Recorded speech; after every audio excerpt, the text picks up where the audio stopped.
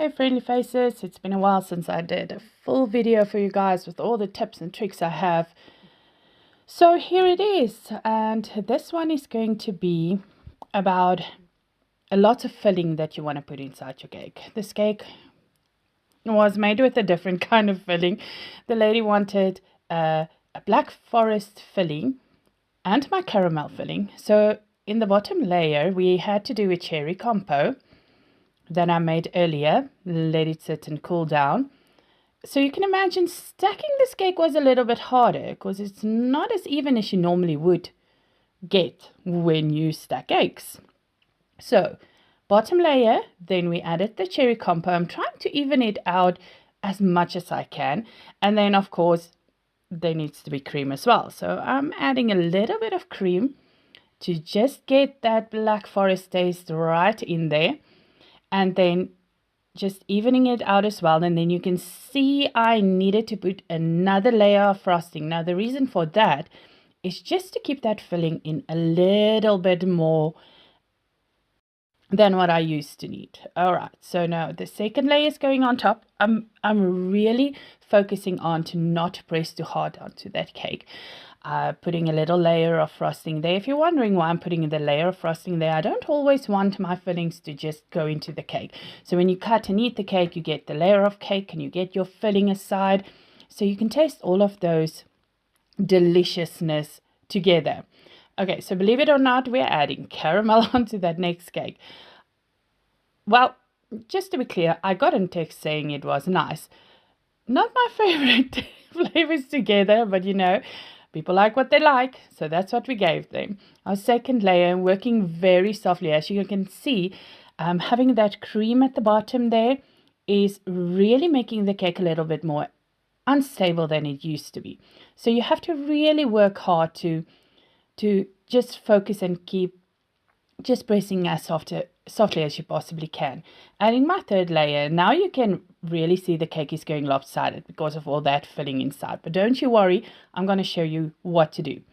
First things first, this cake is traveling, so I always add my cake towels. Now, if you don't know what a cake towel is, it's like a huge milkshake straw. It's those thick bubble tea straws. You can use them or you can use the original cake towels, whatever you can find. Snipping them off and then slowly starting around my cake to fill in the gaps. Because you will always have those gaps there and you want to just crumb coat this cake. Now, what crumb coating means is you put a thin layer of frosting around your cake just before you put it in the fridge to set.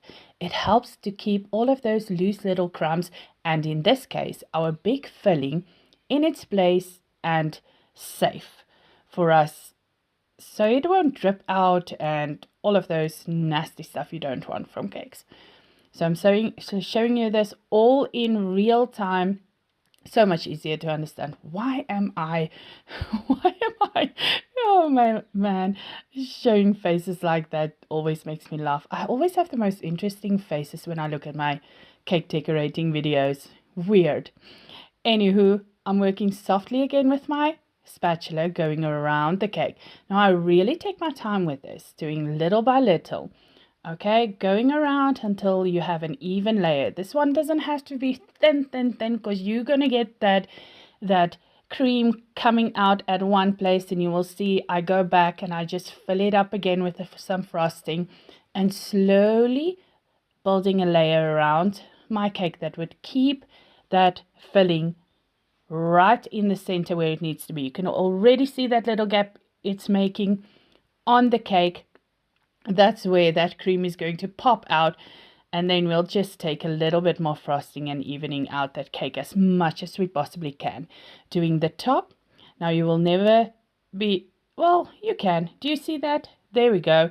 There it popped out. Now I'm just taking a little bit of more frosting, putting it over and covering the cake again, just slowly going around. Now there's a little trick I want to show you. I love using cake discs. Now you can already see just from looking at the video, this cake is not even, and that's okay. Don't worry about that. You just need your first layer to go into the fridge and set up. And then when you come back, we are going to use the cake disc and we are going to use every possible trick we can to even out that cake and help you get it perfect. Right, I'm back about 20 to 30 minutes. Now my cake looks bad, but don't you worry, we're going to fix that. I'm putting my cake disc right on top. Now you can see at the top the gaps are there, but don't worry, I'm going to show you a trick to fill those up. You're just going to put some little bit of frosting inside there. Now for my second layer, I was a little bit hasty on how much frosting I had. So usually I will go right from the bottom to the top.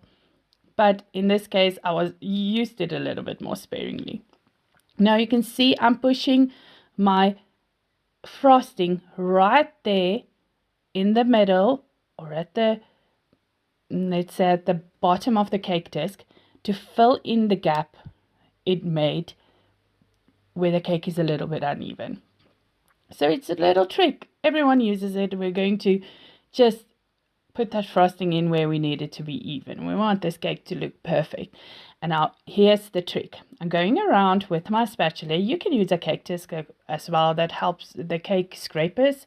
I have those. They help as well. But in this case, didn't want to press too hard, and I have more control over my spatula. So I'm using my spatula and going around. Now look at that. Do you see that instant shine coming from there? I have a trick for you guys. On the side, put boiling water in a flask or something that is deep enough, and then you dip your spatula in that water.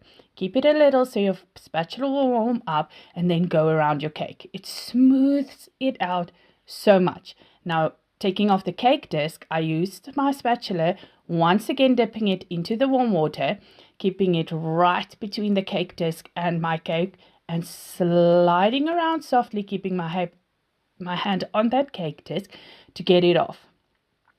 And there we go.